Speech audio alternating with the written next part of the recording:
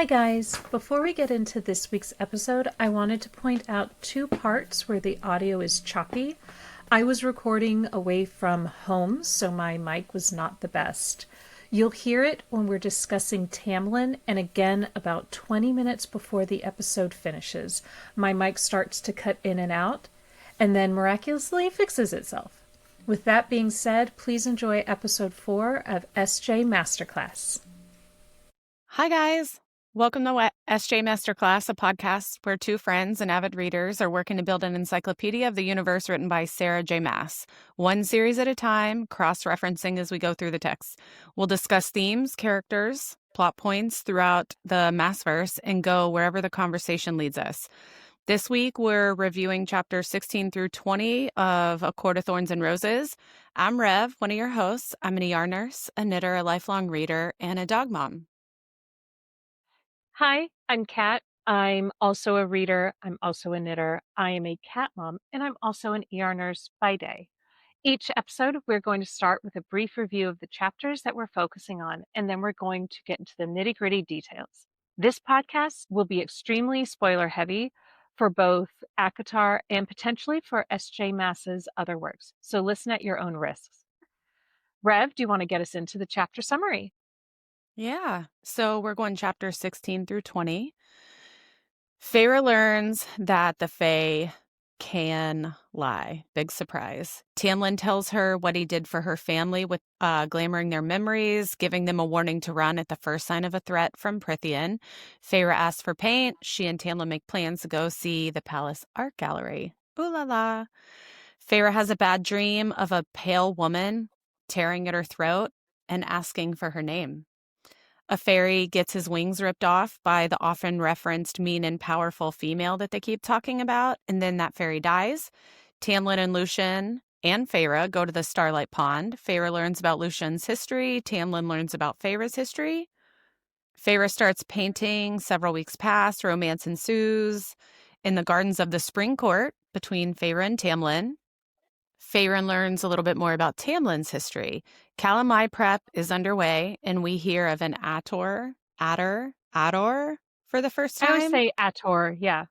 Ator, that's what it looks like, yeah.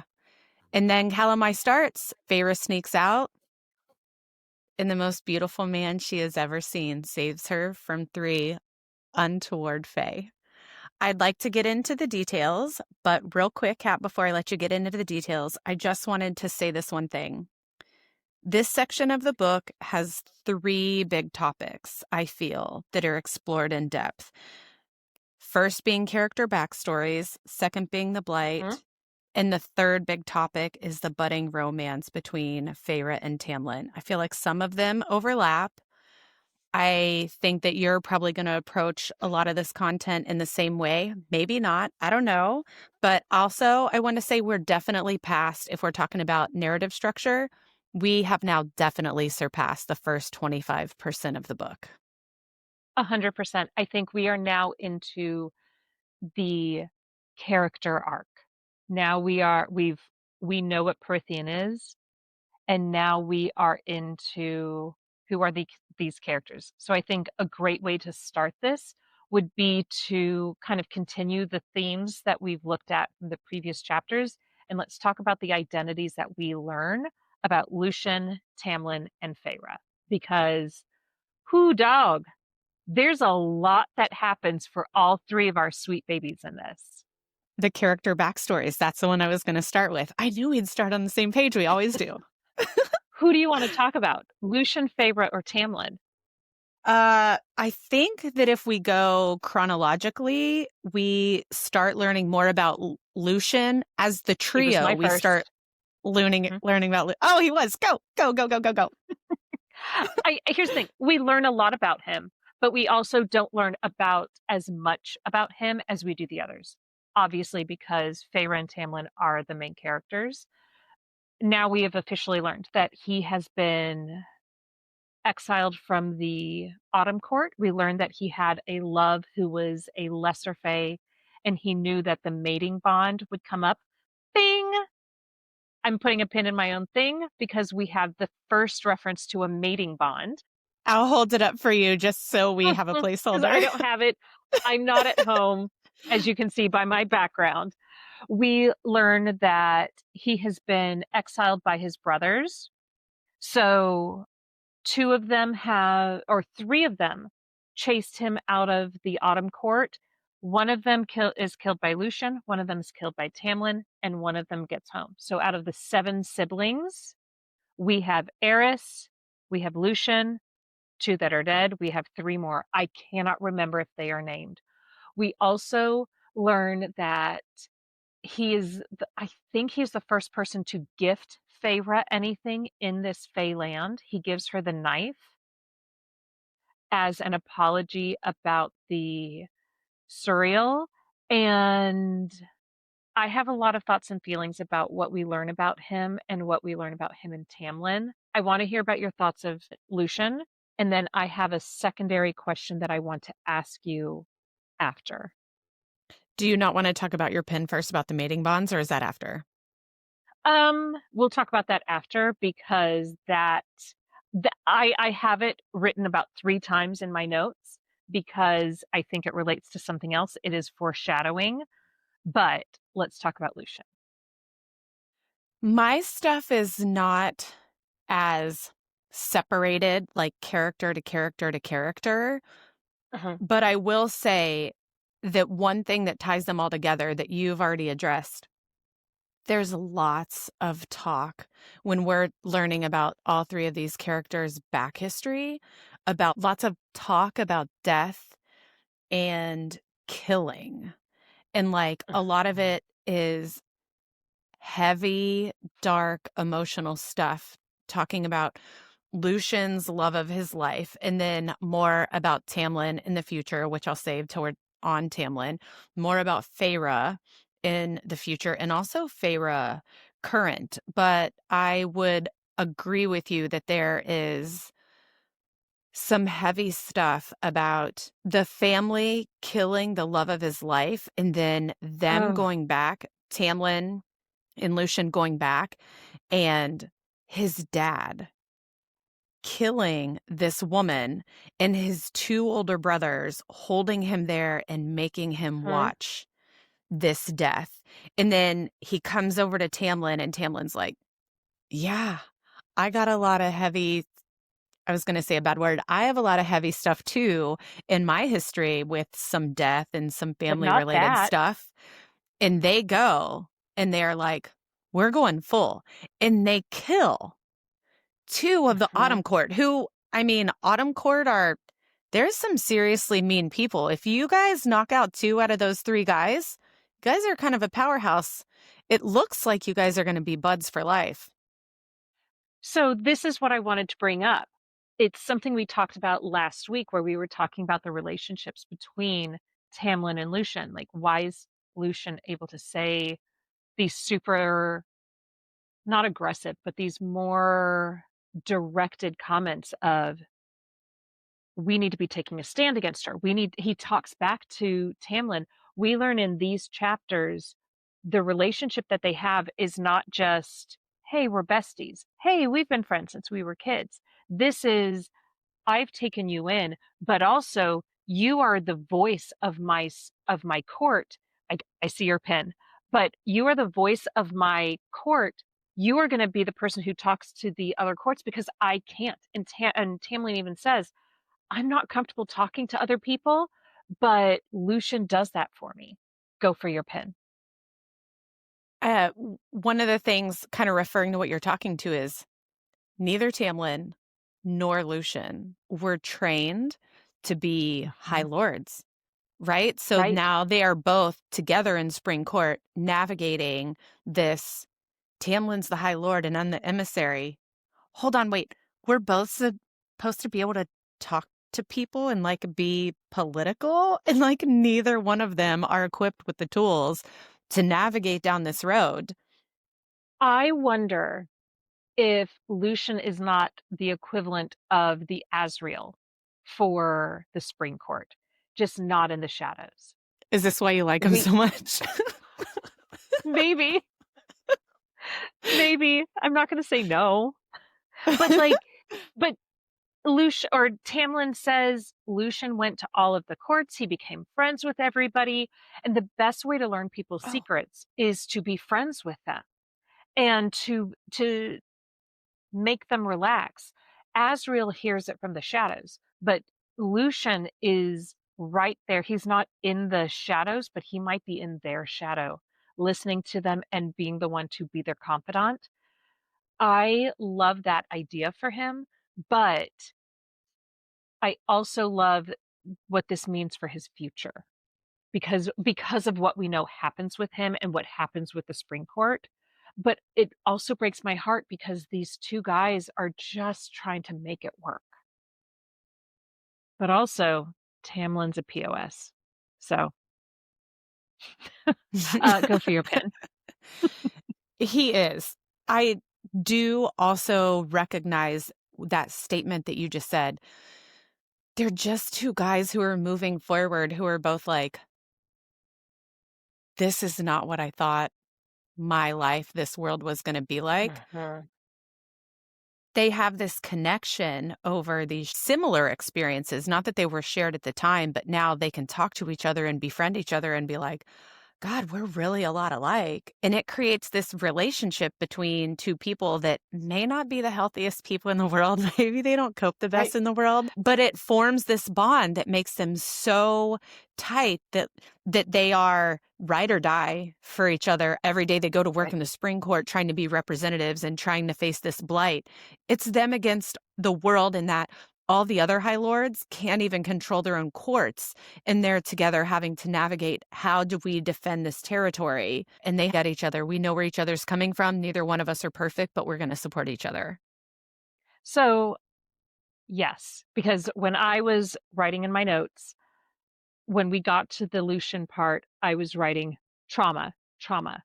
This is, again, we dealt with this earlier with his eye, but this is now we have to deal with the trauma of Lucien losing his eye to her.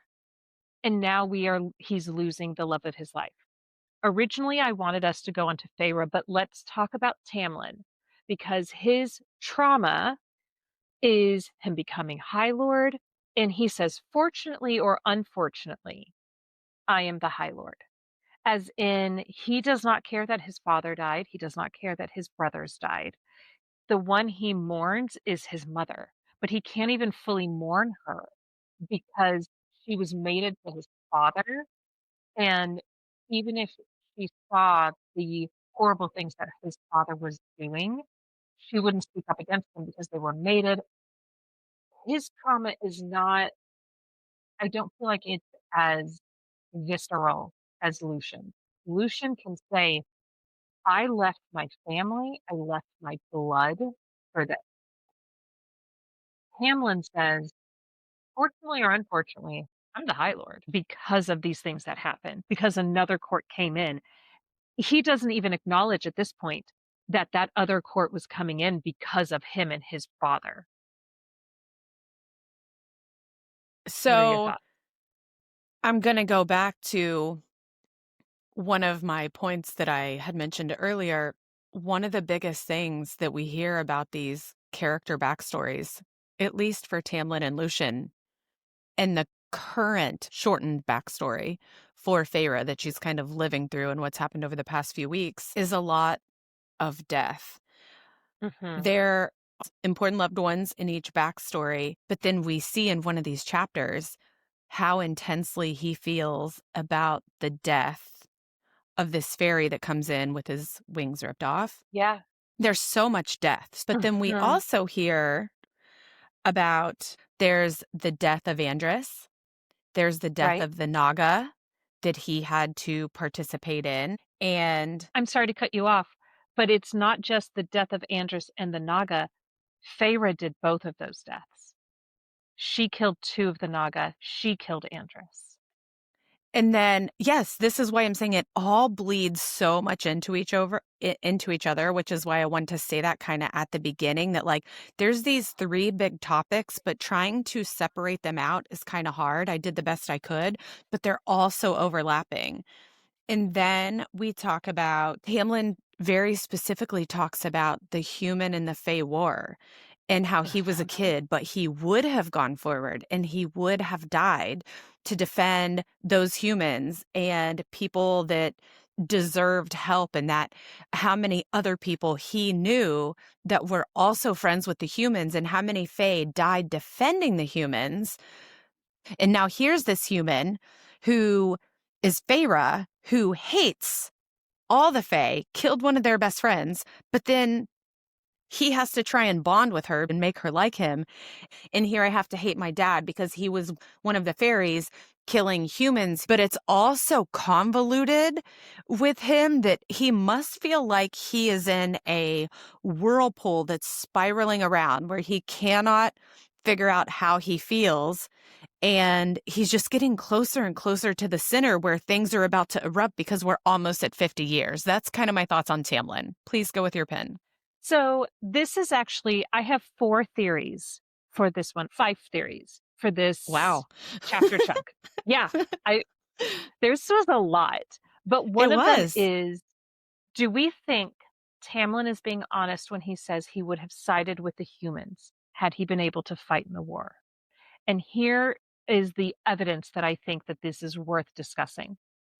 On page 144, we know that he was a fighter slash warrior in his father's army. And he says that his father would have had slaves and that he was training to do whatever his father or whoever took over the High Lord would have done. We know that later on in the series, he works with Hybern, who his father would have sided with and possibly did side with. And we know that he is constantly and consistently shocked by what the humans can do, by what she can do. Oh, I didn't realize humans would appreciate art. Oh, I thought you were just stupid things. Do we honestly believe that he would have sided with the humans with what we see from him? I don't think we would have. I think what he's doing is he's saying kind of that put awning of, yeah, I think this insert political movement is bad, but I'm not going to do anything to prove it against, and I actually kind of agree with a lot of it. I think the relationship is fake. That's one of my other theories. But it's interesting what he says. He says, "We never willingly lied to you," which means that they have lied to her and that they probably will continue to lie to her, but not willingly. Go with your pen. I have been pro idea that this relationship is fake from the get-go and that Lucien and Tamlin are lying to her the entire way. What I said about this being told from Feyre's perspective, this is from last episode, and Mhm. Lucien and Tamlin possibly are setting her up for Tamlin to save her from the Suriel. This is the one, I guess, out of 4, so not that many episodes that makes me rethink it is after I'm only trying to jump forward just to prove my point. Tamlin still ends up wanting to marry her after she's Fae and after the blight is broken, and he marries her. And does this go back to the first point that you made a long time ago, which was, this is mine. No one gets to play with her. She's mine. And so it's not really still a real investment of relationship and he's still faking? Or there's just like so many more points that also overlap into my other thing that is the Feyre and Tamlin romance that I could like jump into that where I have like pros and cons for each one, but we can just start here. So I feel like I have an answer to this. I'm going to give you 2 points here. The first is on page 175, where Tamlin says, "I don't particularly like losing, so I took it upon myself to become good at them." He's talking about the lyrics or the limericks that the Oh, yeah. guards would do. I don't particularly like losing. Well, you lose Feyre later on, and he does not handle that well. Oh, okay. We learn within the first 20 chapters who this guy is. And I think it's funny because I've always thought, like, maybe he does love her. Maybe he starts to begrudgingly Beauty and the Beast love her, where I always think of him being the Beast and the scene from Disney's Beauty and the Beast going, but she's being so difficult. This is all on her. I'm trying. But as I'm rereading this and I'm looking at this, one of the theories that I'm putting out for these 5 chapters is he creating a false romance to break the curse? And is he begrudgingly courting her? And the 2 points of evidence just in these 2 chapters, I would have to go back and look, is before they go to the pond, which I hope we talk about, Oh, it's we there. see him and Lucien arguing, and Lucien walks by and doesn't talk to her. And then when Mhm. the 3 of them, why are they 3 there? The 3 of them are at the pond on page 157. She I hears know. them whispering, and then Tamlin sits next to her on the ground, on the grass, tense, and she makes a point not to look at him. They're in this most beautiful place that's from his childhood, and there is so much tension, and she is trying to actively not acknowledge it. It's not there. I'm in this beautiful place. I think he is trying to force this relationship, and because again, this is from her point of view. So we are only seeing what she is allowed to see. And also, we learn in these chapters that he can glamour people's memories, which, how is that similar to the Diamante of Reese? But is he changing her memories? Is he doing anything to her mind while she's with them in the night court or the spring court? Go for your pen. So this is a whole separate point for me. But like I said, these things are overlapping that I thought this was Right. going to be a really hard chapter chunk to just talk about specific things. Like there are things that I have written down that I know we're going to miss because it's so broad. But I'll just jump here. Page 157, as you referenced. First of all, why is the Starlight Pond in the spring court? Why is it in the spring court? Is this world building? Or is it purposeful and we don't know the reason yet? My thought, it has something to do with Reese's mother or sister. Did one of Tamlin's bros crush on her or someone else from either further back in Reese's line? Also, why the F did Lucien go? Evidence that it is supposed to be a romantic gesture by rushed whispers were exchanged behind me, and then he sits down behind her, and Tamlin's jaw is clenched as he stared forward. It's just so awkward that Lucien is here. Is Lucien here to make sure that Tamlin doesn't go full beast mode because he's so angry at the humans that he also has issues with his brother, and everything is so tangled and knotted and hard to figure out that this Starlight Pond was put here in the spring court and he knows why and doesn't tell Feyre. And that's the thing. We never learn anything about Tamlin's brothers other than I think what we learn about in this book as opposed to the other ones. I've often heard, was it Tamlin who was with Reese's sister? Was it one of his brothers?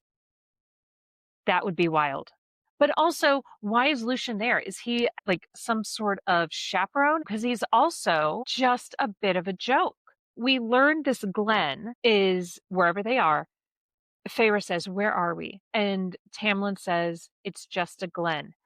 And Lucien snorts and laughs, which means this is not just a glen. This is a place. But he also does say, this is one of my favorite haunts as a child, or one of my Right. favorite haunts when I was younger. Did he like someone, AKA Mhm. Reese's sister? And now this pond is here as like a memento, a memory. What is that when Right. they put like a shrine somewhere? A shrine to her. Yeah. Oh, what does it mean that when they drink from the pond, it is supposed to make them happy for the rest of their lives? And And neither of them does it. she says, I don't know if that would be enough. And he said, well, what would be enough? Like, Right. it's like he's trying to force this. This isn't going to work. So I better ask her, well, what would make it enough so I can make this work so we can get our magic back? But then on page 172, they're talking and she's like, "Why do you even like me?" And he describes why he likes her. And it is essentially because she's human and she's fragile and she can experience all of these things, all of these emotions in a short amount of time. And all I could think when I was reading these chapters was this is the vampire trope romance. This vampire who is locked into eternity and is thinking, but you experience life in 50 years, in 70 years, in 80 years, and I have hundreds. That that is not love. He says that when they are in the art gallery, and there's a quote that's like, she has to wipe the moisture away from her face as she's looking at all the beautiful art. That's when he says that quote. Right. And that was when I thought, you don't even realize that humans can appreciate art. That's a red flag. But I'm going to tell you two cringeworthy things that happen in this 5-chapter chunk. First, ladies, if a man comes to you writing lyrics or limericks or poems, get out. Get out while you can.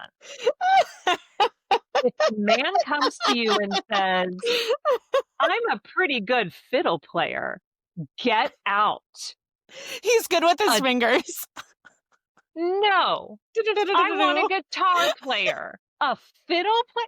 You get yourself a guitar player or a drummer. You do not get yourself a fiddle player. Girl. I literally have on here cringe alert, poems, fiddle. We're done. My last thing on Tamlin is 180. We hear once again he has a heart of stone. So this is the second reference. Anyone who's fluent with literature, or like me, studied literature like you, knows that historically in Elizabethan times, especially Shakespeare, there is a lot of wooing of women that goes with poetry, writing songs, and wooing a woman in that way. And so if you think about that one movie, I can't remember what his name is. He has like the radio, the big boom box on his shoulder. He has an older sister with dark hair. I can't remember what her name is, but Say anything with John Cusack? John Cusack and Joan Cusack. Yes, that's the one. It is like a retelling of this older story. Cyrano de Bergerac, I think is his name, is the character. And he like woos this woman by, Romeo and Juliet being down here throwing the rocks up at the window and getting her attention. And so I think that's where the limericks come in. It's historical wooing a woman. It is. And I think today you get people who are heavily involved in the arts and they will be writing songs. They will be performing for one another. I think it is romantic, but we've established he is not an artist. He's a warrior. We've established she's not an artist. She's a warrior. And I think this is a really great segue into what we learn about Feyre. Do you have what are your thoughts about her on these chapters? I just have one more thing to say about all the killing and the death. It's at the very beginning of our chapters at page 139. Alice says, "You're lucky that the cereal was in a good mood because you would have deserved the death that he would have given you." And I don't know exactly what that means coming from Alice. She also has all this pre-baggage of her sister and her sister's mate dying and her having to raise their children. And that probably doesn't play too much in the Tamlin or Lucien's background, but it plays into what Feyre is experiencing now. I don't know why she says a lot of the things that she says at the beginning. The less you know, the better. She says that to Feyre. And I feel like a lot of it has to do with this death, this Beauty and the Beast wooing plot. I feel like Alice is so in the background, but is contributing just these little perfect bits of information that apparently on read 3, I still haven't picked up on exactly how this all ties together. But do you have any ideas about that as we're moving forward into Feyre? So let's talk about Alice then for just a couple minutes. The first is it's really interesting that she is the one who says, you don't deal with this. Only Lord Tamlin can fix this. But it's not just Lord Tamlin. It is the curse. There has to be a human who will come to them with hate in her heart and save them. But also, we learn from Alice, this refers back to last episode, Alice is the one who reveals that the cloak is the way to get the Suriel. What does Alice know that Lucien doesn't know? But That's what I said also, last episode. Why didn't Lucien tell her that? right, does he not know? But also, she says the Suriel was in a good mood or a benevolent mood. He would have killed you. She catches the Suriel, like, as she says in this chapter, is it hard? She does it every book. She does it in the next book to save Rhys. She does it in the book after that to help them during the war. The Suriel is like waiting for her. It's really interesting. I've often wondered about the relationship between Feyre and the Suriel, and I am developing a theory about that. But it's really interesting that Alice is like, how could you go after the Suriel? How could you this? Yeah, he wasn't mad at all. He was joking with her when they met. Mhm. And he told her, he's like, what do you want to know? Do you know you're in the Spring Court? Do you know he's the High Lord? You tell me. You have to ask me the questions, but I will tell you everything. He is not making this hard. Free me. You are doing more than my brethren would have done. It's just their relationship is very interesting. I want to point this out. Tamlin mentions that Lucien revealed one of the Fae's closely guarded secrets when he told her how to catch the Suriel. So does Alice. She actually mentions the robe, not the cloak, but same difference. I've mentioned it every single episode. Boy, they cannot keep secrets. I mean, to save Mhm. their life. Literally. So agreed. They cannot lie. They cannot keep secrets. But I think Or they can lie. this they can lie, but they cannot Right. keep secrets. But this goes back to Tamlin saying, we never willingly lied to you. One of the traditions when you're dealing with the Fae is that Mhm. you are very particular about your language. It is very specific. I think that they know the letter of this law. They know the letter of this curse. They've known it for 50 years and they are trying to give the information. That is why they told Feyre chapters ago, pay attention. We know you can eavesdrop. Pay attention. He has a heart of stone. His heart cannot be broken. Do it. Go for your pen. Lucien leans back in his chair and he smiles and he's like, we can lie. We find it to be an art. That's what you're talking Mhm. about. Yes, it is an art for them. And you think that this human has been I mean, this again goes back to that knowledge versus reality versus everything. And now something has changed where Alice is just giving her information. Lucien is just giving her information. This is the first time we see them actively being like, yeah, we can lie. Yeah, iron doesn't hurt us. Tell us more. What do you want to know? We'll tell you whatever. It's Tamlin who stops it, where he's like, these are our secrets. Getting a little bit more into Feyre as we kind of started this whole jaunt that Mhm. we've Sure. gone off on a tangent. I want to know what you think about where she's at now. So we're still confused. Do we think Tamlin is actually getting into this, or do we think they are the best liars ever? And here's a few sentences of evidence. He glamours and warns her family and makes a point to tell her about it. He gets her the paint and supplies and welcomes her to paint anywhere she wants, welcomes her, please visit the art gallery anytime you want. He writes the love poems. And then there's a lot of asking her questions about herself, which is where this overlies about the character backstories. He specifically was like, hey, who taught you how to swim? Hey, how did your family lose their fortune? he's kissing her hands and healing the wounds from where they're out in the garden that one night and the thorns cut her hands. He's acting super weird when Lucien goes with them to the Starlight Pond. Also, when he goes to Calanmai, his claws are almost out. We know. We've read enough romantasy and enough Fae books. The Fae, Tamlin, sometimes really end up falling in love with somebody. There's also where he walks out to Calanmai, and at one point, he acts really tense, and he's like, stay in your room. This Feyre-Tamlin romance is so convincing. It's really hard to distinguish truth from lie. Go. Well, so we're going to hold off on Feyre for a little bit because I'm going to address what you've just brought up. But when he goes out and he says, stay in your room, stay in the house, don't come out. If you see any Fae, ignore them and walk away. I think this is because we have the Ator come and say, well, we know you've been sending people through the divider and we know nothing's come from that. But something has come from that. They have a human. And we know that these dark fae, or these fae who are very scary to Feyre, meet up with her.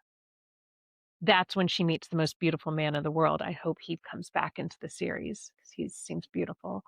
But I think this is him saying, no, you are my plan B. My plan A is I'm trying to figure this out on my own. My plan B is you're the human who I've brought over here who is going to fix this. And I think he is doing this. I don't think it is love. I think this is, again, he doesn't like to lose.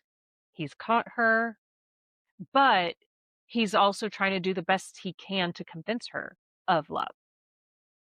Go for your pen. If we are going with the theory that this is still all super faked by Tamlin and Lucien, and then take into the fan fave theory that Lucien can recognize mating bonds, does Lucien recognize the mating bond between Feyre and Rhys and tell Tamlin?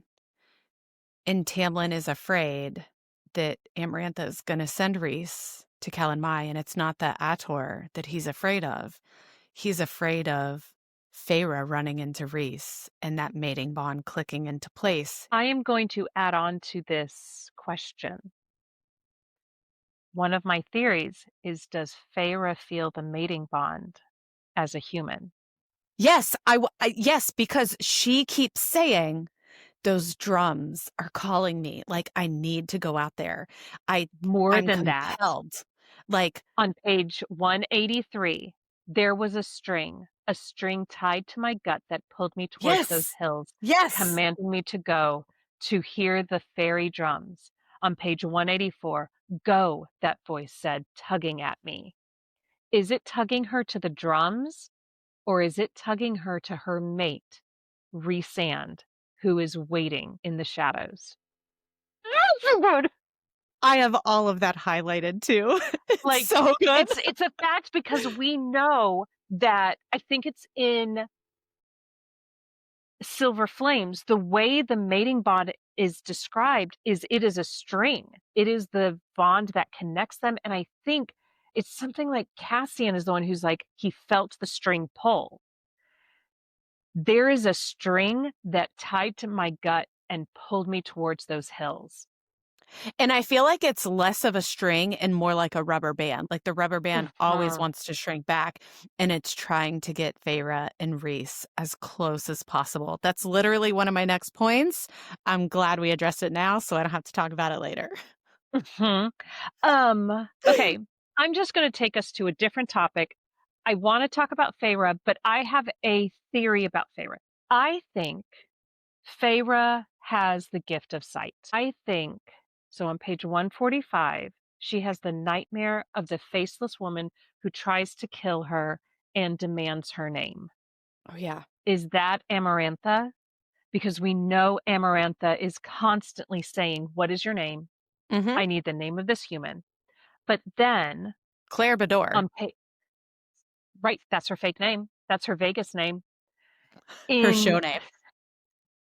So we have the scene in chapter 19, I think it is, where she is with Tamlin and he's like, you have to hide.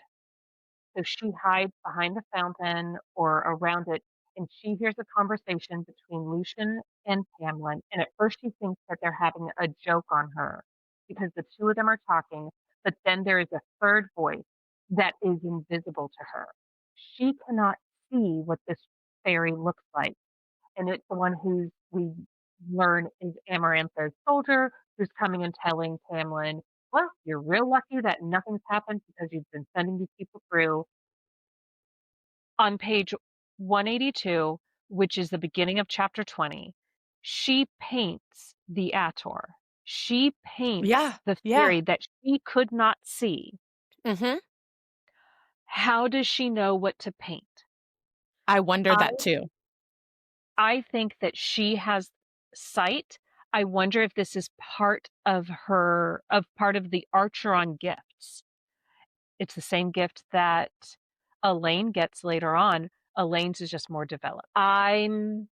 Yeah, I think that Feyre has the gift of sight, and I want to pay attention to what she sees later on. I want to talk about Feyre now that we've kind of worked our way down to her. I want to talk about the fact that this person who was so focused on her mother's vow purposely states a lie, purposely states a broken vow. That is to the Fae that comes in with his wings ripped off. I want to talk about on page 145, my vow was fulfilled, my task complete, what was left for me. This is, I think, the final change for her. We've seen it happening for the past few chapters. This is the point where now she's, what else is there for me? I want to talk about her self-loathing in these chapters. We've had self-deprecating Feyre, ignorant human. This is the one where my family probably thinks I'm dead. My family doesn't even remember me. Why are you thinking that? How low do you think of yourself and how low do you think of your family Well, that I they're just going want to to interject here real quick. Mhm. Last week, you talked about how she couldn't decide between, well, you and I couldn't decide between if when she saw her sisters crying, it was because she was happy that they were not Mhm. getting to eat, or if it's because she wanted to see them crying because they missed her. Right.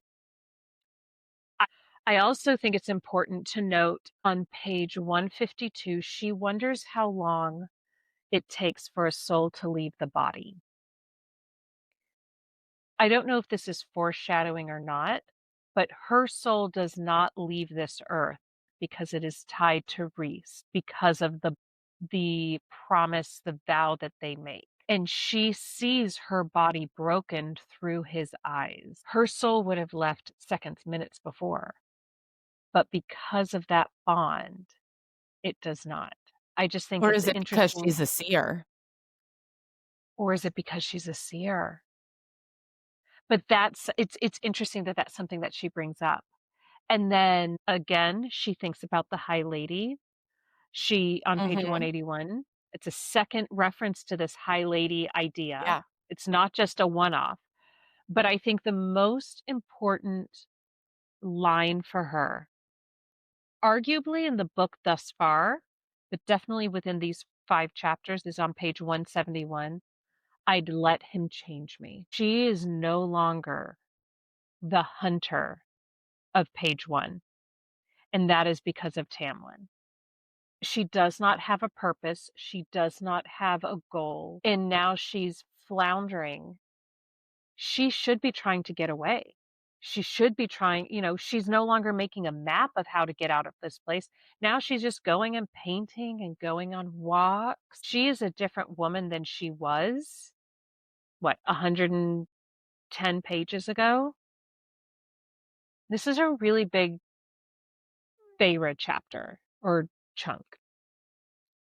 Are you talking about where on 171 she says, I'd let him erase me? He'd offer me paints and the space and time to practice. Mhm. He'd shown me pools of starlight. Like, she's willing to say, all right, I'm going to be pliable. Being breakable is going to break me. I'm ready to be pliable. I don't think it's I'm going to. I think it's she was a defined person before. She was the caregiver. She was the breadwinner. She was the one responsible for the money. She was the one who was going to say, "No, you cannot marry that person. No, you cannot do this thing." And now, what is she doing? Nothing. She's She's painting. not asking She's questions. she's not asking questions. And again, she's not even creating her maps anymore. She the human woman who was brought into Perithian is no longer the same woman who is here right now. Go for your pen. Just the page before on 170, she literally says, I'd stopped asking questions, just as the Suriel had ordered, like a stupid, useless, Mhm. obedient human. Mhm. But what frustrates me in that same paragraph is she says, "And Tamlin let me forget them." You don't get to put the blame on Tamlin, sister. You have done this. You've accepted it. He's offered it to you. And There's he a didn't. passage ago that says weeks had passed at the beginning, Mhm. like one of the first couple paragraphs of one of the chapters. I think Right. it's right after she gets her paints. And she just says, like, weeks passed. Mhm. Right. I'm so torn because it is this sense of I'd let him erase me. That terminology I'm okay with because you're giving in. And Tamlin had let me forget them. You are putting the blame on him. You don't get to say, he made me or let me do this thing. You let yourself do this thing.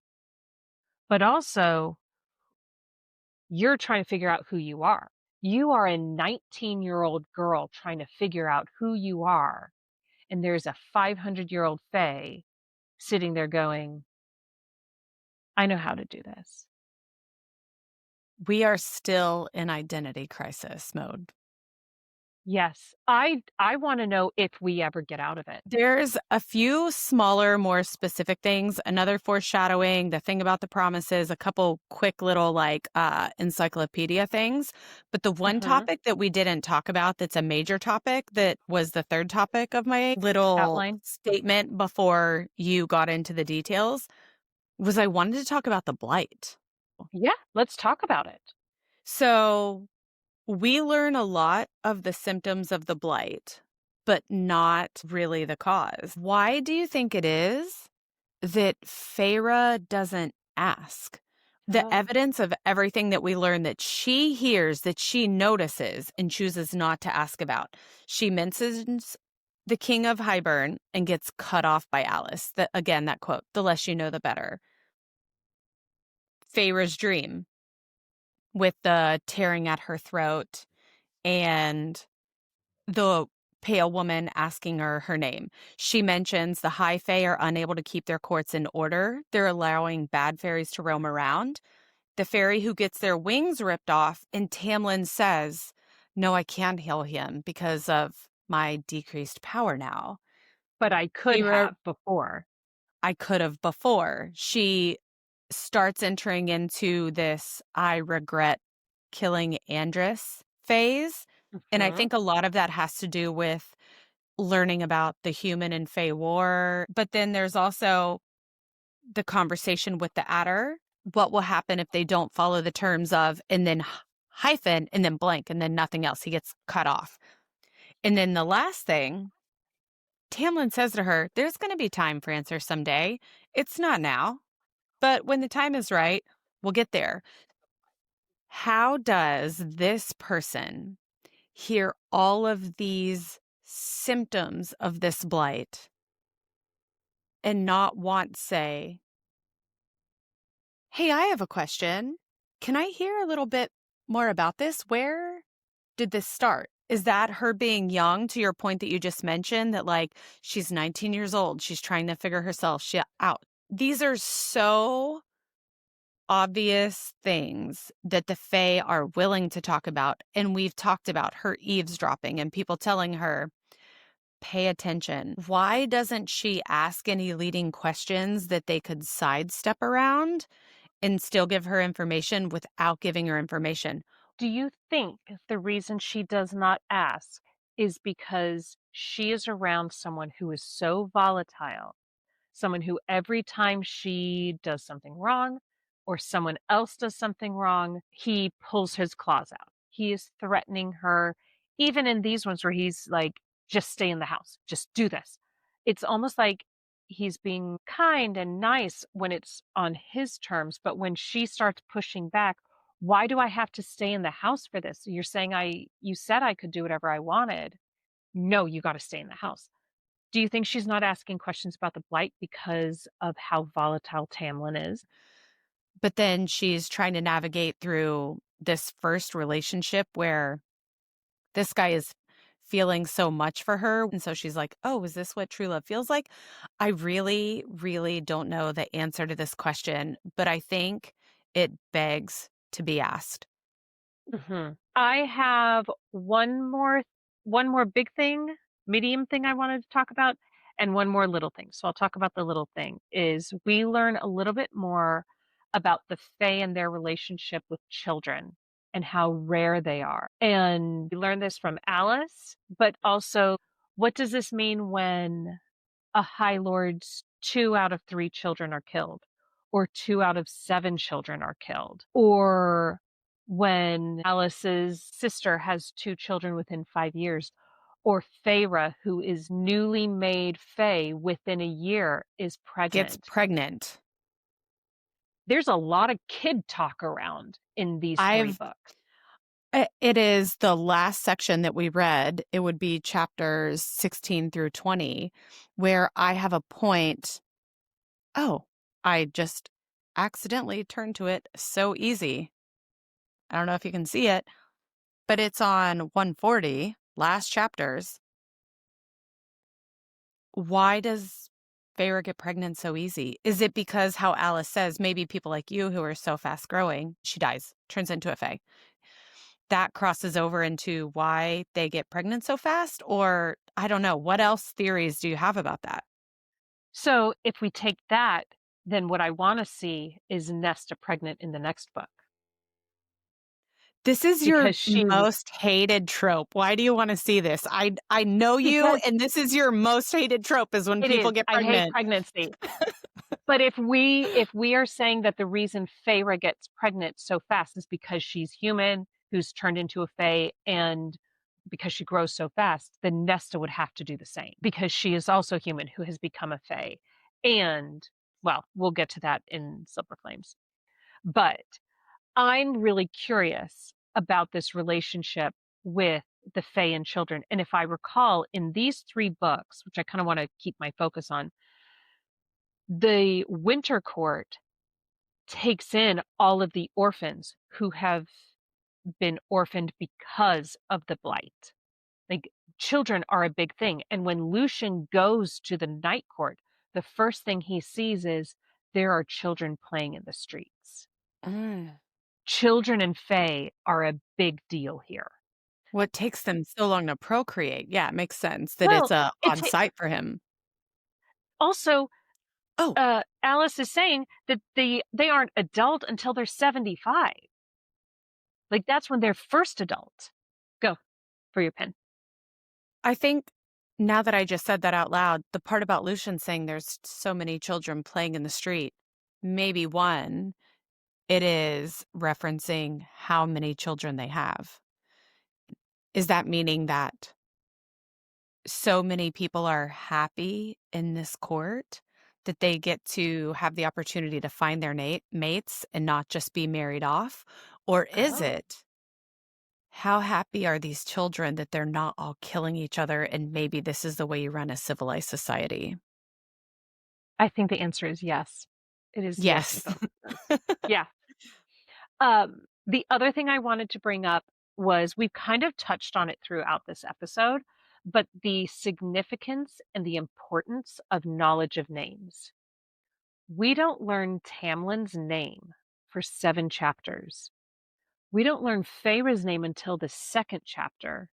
And when she's in Prythian, she does not want to tell them her name. It's Tamlin who reveals her name. And in these chapters, the faceless woman is asking her name, and she still Yeah. can't give it, because to give it would be to kill herself. She dies as she's trying to say it.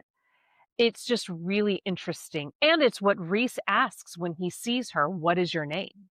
That's next, I think that's next episode. I don't know. We haven't gotten there in this book.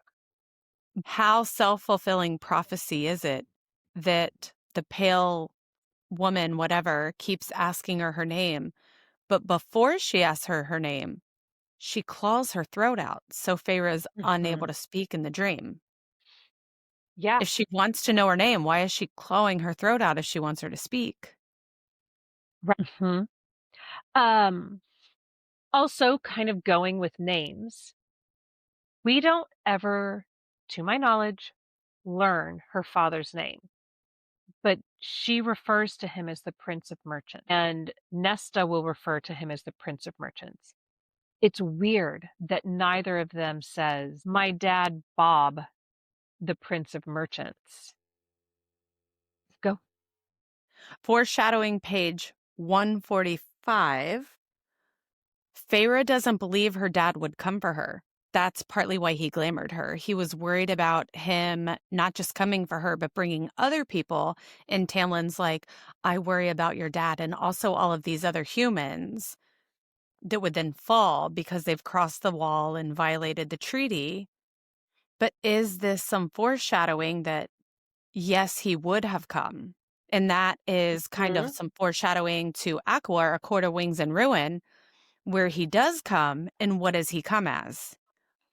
A dude sailing a bunch of ships. But I was going to say, but also, why is Tamlin the one who says, yeah, I know he's going to come? What does Tamlin know that we don't know and Feyre doesn't know? Okay, there's only four things that I have left, but they're super small. So if you have anything bigger, go. I have 2 small foreshadowings. The first one is 163, where she talks about how she learned about swimming. I just think it's really interesting because water and swimming become really important to Feyre throughout the series. This is when she explains how she learned how to swim, and she has to swim when she's with Amren in the summer court, but also she is just constantly kind of adjacent to water. And also, page 188. There you I'm are. here. I'm on page I 188 already. This is our foreshadowing, but it's not for Feyre. This is I'm literally here already. it's the line that launched 1,000 ships, if you will. This I will. is because he has been looking for her for 500 years. He has been looking for her, and he has been dreaming about her.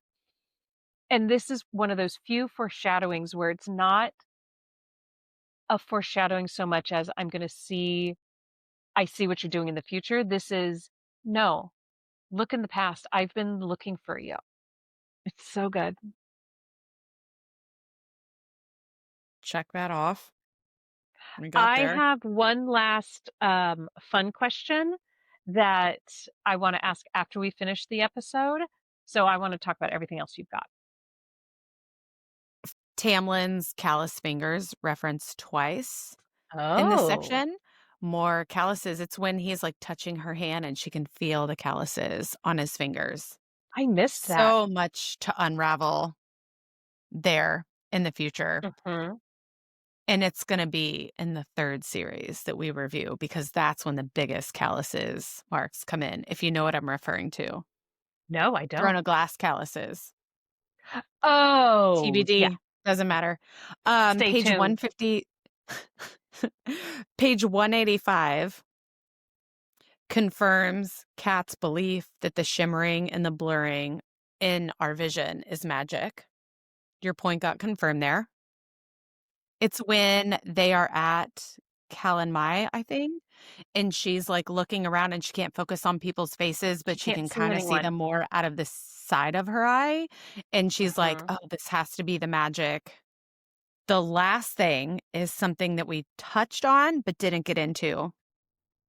Promises. Feyre is the one who makes a false promise to the dying fairy on, I want to get there. It's page 152. And she says, States a broken vow. yeah, the first false vow I'd ever sworn. Again, important promises to her. But then Lucien says to Feyre that he's the one who didn't follow through on his Mhm. promise to save Feyre from the Suriel. It is on page 166. Oh, I yes, I still apologize, broke my word. 166. So we have more interesting promises and people breaking promises. You were right when you said when we started reading this, let's keep track of promises. I didn't realize how much promises are brought up. It's kind of a big They're deal. big. Yeah, Yeah. it is a big deal. Um, do you have anything else? No, I'm done. Okay, Kat, I think that finishes out the episode. Do you have anything else you'd like to talk about? Nope. I think that gets everything I wanted to talk about done. Then next week, we will be reading chapters 21 through 25 of ACOTAR. Spoiler, we get into some serious romance between Tamlin and Feyre. Gets a little hot and heavy. Not hot and heavy for spicy romance, but hot and heavy for first book of ACOTAR. If you like this episode, please like and subscribe below wherever you get your podcasts. We can also be found on Instagram at SJ Masterclass and by email at sjmasterclass, sjmasterclass@gmail. And we want to hear from you. What did you think of this episode? What do you think about our thoughts? Let us know in the comments. What else do you want to hear about that we are not talking about? I'd ask you if you want to go edit and grab some margs, but you are 1,500 miles away right now. So I guess I'll just say I'll see you when you get home. I'm in a different time zone. So yes, I will see you when I get home, and we'll see you on Wednesday morning. I will definitely see you on Wednesday morning. We will make a scene like we always do. Always. All right. Bye, guys. Bye, guys. Thank you.